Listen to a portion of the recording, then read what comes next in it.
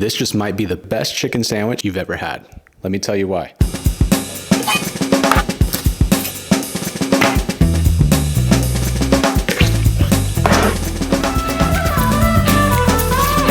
Now the first step of this recipe is making the marinade. It's going to be a buttermilk based marinade. If you don't have buttermilk, you can use sour cream and milk. Mix that together in a container, it works just fine. Then I'm going to use a hot sauce of choice here, Frank's Red Hot, but any hot sauce will do. This is the classic way to do it for Nashville hot. Toss in the whole bottle with a pinch of kosher salt to taste, and then give it a little mixy mix, and there we go. This is my chicken marinade. I'm going to take my chicken. Typically it's chicken breast, but I prefer the chicken thigh. So from the chicken leg quarter, I'm just going to remove the thigh, and then I'm going to keep the skin on this thigh because it's flavor. It's delicious. We then submerge the chicken fully in the marinade and then cover it with plastic tightly, toss it in the fridge, and let it sit, preferably overnight.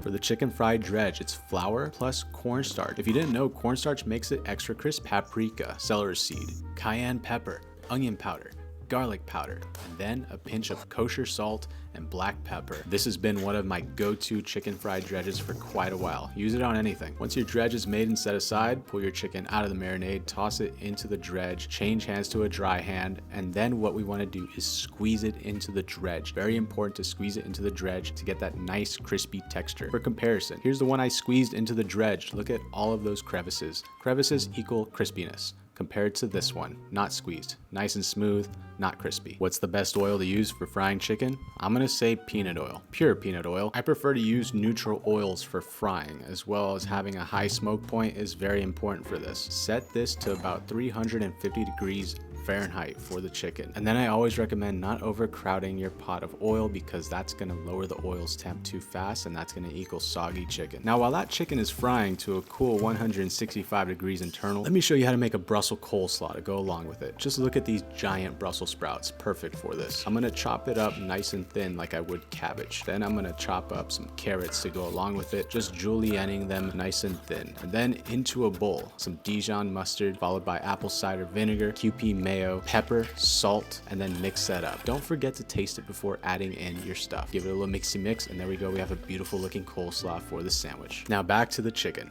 Oh, our beautiful chicken. It should be 165 degrees internal temp. Crispy on the outside, beautiful on the inside, just like your mom. Now Matt, what about all this hot oil? I'll show you what to do with it in the next video, but for now, go ahead and smash that like button, and then toss in a ladle of that hot oil to a bowl with our Nashville hot recipe in the description. And then we want to make sure the oil is still hot as well. Before we give this a mix, it has to dissolve all that sugar and all that spice. Give it a whisk, and there we go. Go ahead and take your Nashville hot sauce and drown your fried chicken in that beautiful deliciousness. Nashville hot fried chicken. For my bread, I'm using Japanese bread. It's beautiful, fluffy white bread, perfect for this sandwich. Kind of prefer it over brioche for this recipe, to be honest. Give it a little toast on some butter until it's GBD. And there we go. There's the toast for the sandwich. Cut your chicken in half just so it sits well. Then we top it with the coleslaw, and just look at this delicious sandwich. It's so good. Drop a comment down below on what I should do next so I could do some more voiceovers.